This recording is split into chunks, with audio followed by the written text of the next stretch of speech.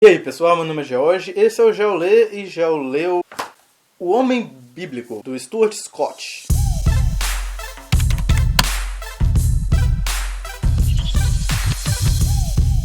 Galera, esse livro aqui é da editora Nutra, um livro de apenas 150 páginas e vai falar sobre masculinidade, liderança e decisões. É um livro que, como eu comentei em outro momento, eu estava muito curioso para ler. É um livro de um assunto que muito me interessa, é um assunto que eu acredito que é muito importante, né? E é um livro que, à medida que outras pessoas iam lendo, alguns amigos meus, eles iam colocando como o melhor livro lançado no ano. E aqui eu me refiro ao ano de 2014, né? Então eu falei, velho, eu preciso ler esse livro, bicho! Bom, esse livro vai falar sobre o perfil de masculinidade de acordo com a palavra de Deus. Então, o que Deus espera, o que Deus requer de cada homem. E algo muito bacana que já traz logo no primeiro capítulo é que aquilo que Deus requer do homem, Ele mesmo proporciona. Deus é aquele que provê aquilo que nós precisamos praticar. Então algo muito legal que a gente vê no primeiro capítulo é que Deus é aquele que provê tudo que precisamos para, em primeiro lugar, a salvação. Ele é quem nos salva de maneira soberana, poderosa, sem nenhuma contribuição nossa. Deus apenas escolhe nos salvar. Depois ele fala de como Deus provê para nós tudo que precisamos para a santificação. O seu Espírito, a sua palavra, a comunidade, exortações, tudo isso que nós precisamos para a santificação. E por fim, a glorificação. Porque aquele que foi salvo, aquele que foi chamado para a salvação, ele será glorificado. Então o homem nunca vai se perder, a sua salvação nunca será desfeita e Deus há de completar nele a obra que já começou anteriormente. Eu achei muito legal ter isso como base, né? É o evangelho como base para falar de masculinidade, porque é isso que precisamos. Nós como homens precisamos ter em mente o que Deus requer de nós, mas também ter em mente que Ele é um Deus de amor, um Deus de bondade, um Deus de esperança. Nós podemos confiar nele e esperar que realmente tudo vai dar certo, porque Ele está ao nosso lado. Então no segundo capítulo ele já vai falar mais propriamente sobre o que é masculinidade, o que é ser homem segundo a Bíblia. Fala sobre a criação do homem, fala também sobre o efeito da queda, porque hoje as coisas como existem e como nós conhecemos não é exatamente como Deus criou, porque tudo foi afetado pelo pecado, Deus criou tudo perfeito. E também vai falar de muitos mandatos que são específicos para o homem. A princípio houve alguns mandatos que foram dados para a humanidade, mas existem mandamentos que são específicos para o homem, né? O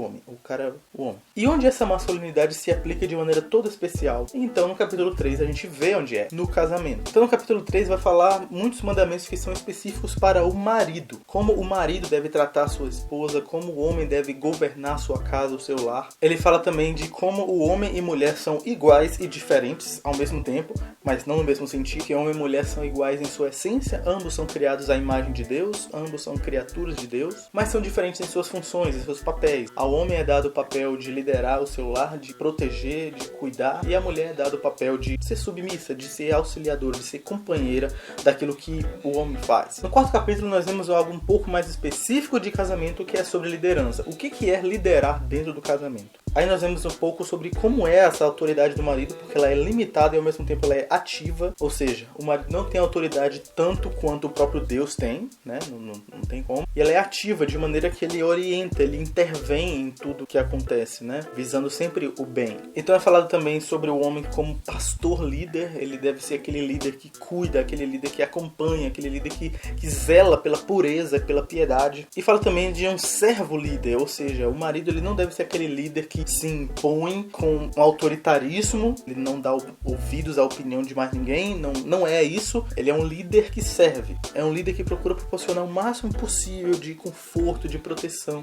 Ele é aquele líder que se esforça ao máximo para proporcionar o bem e segurança e sustento de sua esposa e do seu lar. E isso é muito bonito. No quinto capítulo é dado alguns princípios de sabedoria prática, como viver esses princípios da palavra de Deus no dia a dia, nos relacionamentos, nos confrontos, como é que lida com isso. Aí é muito bacana que ele vai falar como o alvo do casamento deve ser se conhecer mutuamente. Ele vai falar ainda sobre como o homem deve supervisionar sua esposa, como anda a saúde espiritual dela, como anda a saúde física dela, como anda o ânimo, o trabalho, como anda tudo.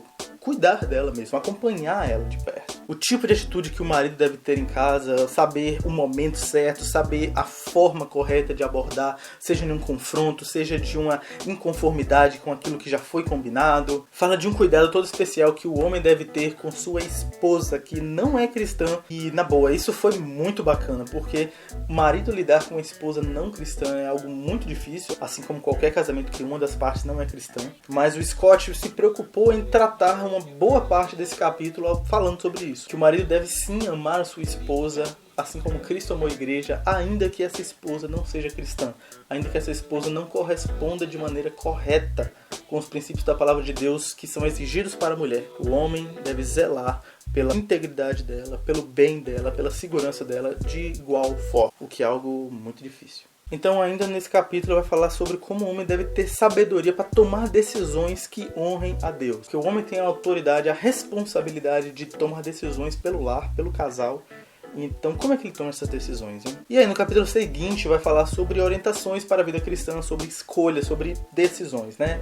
Já falamos de masculinidade, liderança, agora é a parte de decisões. Então, vai falar de um capítulo sobre como o homem deve viver segundo a vontade de Deus. Aquele dilema, né? Se Deus já sabe o que eu vou fazer, Deus já planejou ou já predestinou tudo o que vai acontecer na minha vida, como é que eu vou escolher as coisas? Como é que eu tomo decisões segundo a vontade de Deus? Então, ele vai falar aqui sobre predestinação, vai falar sobre vontade decretiva e vontade de preceito, vai falar sobre providência de Deus, né, que é a doutrina que diz que Deus governa todas as coisas que acontecem, e vai falar também sobre como devemos ter cuidado com modos subjetivos de escolher as coisas, de tomar decisões. E a forma correta de tomar decisões é tomar decisões com sabedoria, que é aprender da palavra de Deus e saber como praticar no seu cotidiano. Como vocês viram aqui, é um livro pequeno, mas é um livro realmente muito bom. Eu achei legal que ele traz alguns apêndices para você pensar um pouco mais, a você aplicar alguns princípios. Ele traz alguns questionários para você se avaliar como você está liderando a sua esposa, como você está vivendo a sua masculinidade. Tem um questionário aqui sobre, por exemplo, você marcar quais têm sido as suas prioridades na sua vida, os seus hábitos, uma tabelinha aqui, né? Então é um livro muito legal mesmo. Algo que eu tenho a dizer sobre esse livro também é que, bom, eu estou noivo, eu acho que todo mundo que assiste meu canal sabe disso, porque eu acho que eu falo isso quase todos os meus vídeos, mas ao ler esse livro me despertou uma vontade muito grande de me casar e de viver essas verdades, de viver esses princípios, sabe? De liderar com integridade, com zelo a minha esposa, o meu lar. Me despertou um desejo muito forte de ser mais carinhoso com a minha noiva, né? No caso será a minha esposa. De ser mais cuidadoso com ela, mais atencioso, de ouvi-la, de saber cuidar dela, de saber como lidar com as dificuldades que ela tem, ou dificuldades espirituais, ou limitações. Me despertou mesmo uma vontade de amá-la com mais vigor. É algo que eu já tenho buscado, mas eu sei das minhas faltas, eu sei das minhas limitações, mas eu sei também que Deus é poderoso para me prover tudo o que preciso, para ser cada vez mais piedoso com a garota que eu amo. Então é isso aí, galera, eu fico por aqui. Se você gostou desse vídeo, clique em gostei aqui embaixo. Deixe também seu comentário aí, o que você achou, o que você pensa sobre esse assunto. O link para você comprar esse livro também vou deixar aqui na descrição, o link da editora Nutra. E é isso aí, eu fico por aqui, fica aí agora na tela com os últimos vídeos daqui do canal e falou!